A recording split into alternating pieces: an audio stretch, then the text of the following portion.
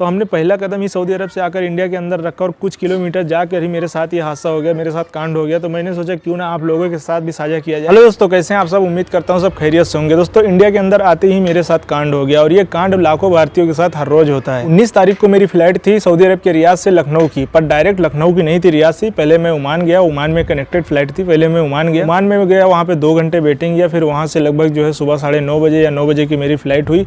वहाँ से फिर आके लखनऊ में 2 बजे दिन को पहुँचा। तो मैं जब लखनऊ एयरपोर्ट से बाहर निकला 2 बजे दिन को, तो मेरे मामा और मेरे पापा ऑलरेडी मेरा इंतजार कर रहे थे लखनऊ एयरपोर्ट पे, क्योंकि वो मुझे रिसीव करने गए थे अपनी गाड़ी लेकर। हम लोगों ने अपना सामान गाड़ी के अंदर डाला और सब लोग गाड़ी में बैठे और शहर से बाहर निकल आए। लखनऊ शहर से बाहर निकले तो उसके बाद एक जिला पड़ता है बाराबंकी। आप लोग जानते होंगे उत्तर प्रदेश के बाराबंकी शहर का नाम तो आप लोगों ने सुना होगा। बहुत से लोग उत्तर प्रदेश के हों तो जानते होंगे और बहुत से लोग बाराबंकी के भी होंगे। तो बाराबंकी चौराहे पे ट्रैफिक पुलिस वालों ने हमारी गाड़ी रोक ली और गाड़ी रोकने के बाद उसने सबसे पहले नंबर प्लेट की फ़ोटो खींची। उसके बाद उसने सीट बेल्ट की फ़ोटो खींची, क्योंकि हम लोग 4 लोग सऊदी अरब से आए थे और 2 लोग रिसीव करने गए थे, तो 6 लोग हो गए और 4 लोगों का सामान था, तो फिर ज़्यादा लोग हो गए थे, तो 2 लोग आगे बैठ गए थे।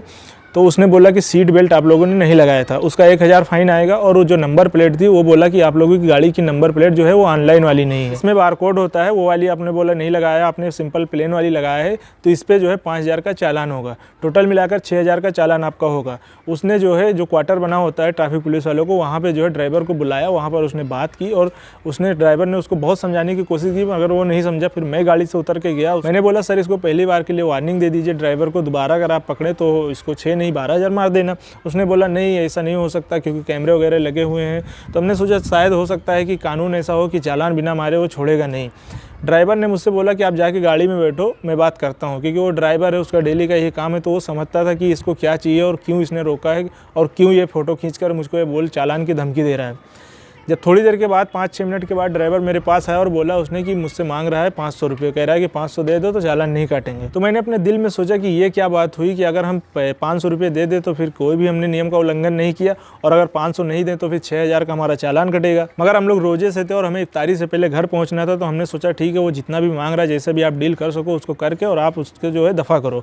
उसने जाकर उससे बात की और 500 रुपये उसको दिए। जो ट्रैफिक पुलिस वाला था उसको 500 दिया और हम लोगों को उसने जाने दिया। अगर किसी ने गलती किया है तो उसको 6 नहीं 12,000 का चालान मारो, क्योंकि वो जो है दोबारा वो गलती करने की कभी सोचे भी ना।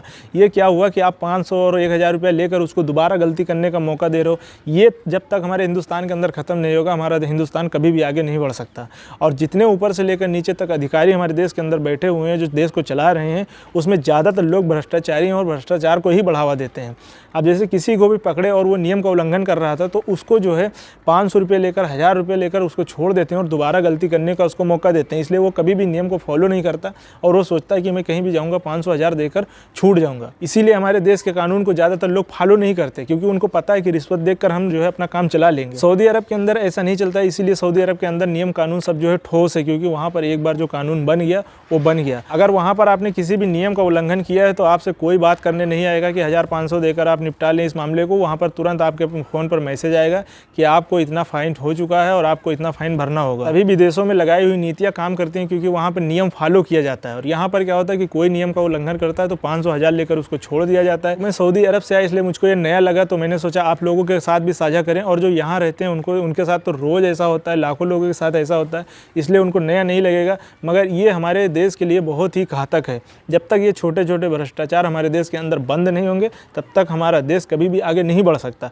क्योंकि उसके बाद लोग नियम को फॉलो ही नहीं करेंगे। क्योंकि लोगों को लगेगा कि नियम फॉलो करने से क्या फ़ायदा, कहीं भी चौराहे पे कोई रोकेगा 500 या 1000 रुपया 100-200 देकर निकल जाएंगे। तो हमने पहला कदम ही सऊदी अरब से आकर इंडिया के अंदर रखा और कुछ किलोमीटर जाकर ही मेरे साथ ये हादसा हो गया, मेरे साथ कांड हो गया। तो मैंने सोचा क्यों ना आप लोगों के साथ भी साझा किया जाए, और कितने लोगों के साथ ऐसा हुआ है और हो रहा है वो आप अगर वीडियो देख रहे हैं तो आप जाकर कमेंट बॉक्स में ज़रूर बताएं। और हो सकता है किसी ऐसे व्यक्ति के पास ये वीडियो पहुंच जाए जो ये सब नियम कानून पर ध्यान देने की कोशिश करे, आगे से संभालने की कोशिश करे, जो कि नामुमकिन लगता है। हो तो नहीं पाएगा हमारे देश के अंदर, कोई भी सरकार आए कोई भी जाए, अगर ये भ्रष्टाचार हमारे देश के अंदर खत्म नहीं हो सकता। तो सऊदी दुबई को लेकर अगर आपके मन में कोई सवाल है तो आप जाकर कमेंट बॉक्स में रखें, अक्सर आप लोगों को मैं जवाब देता रहता हूँ। मिलते हैं दूसरी वीडियो में, तब तक के लिए आपका बहुत बहुत शुक्रिया। Thank you.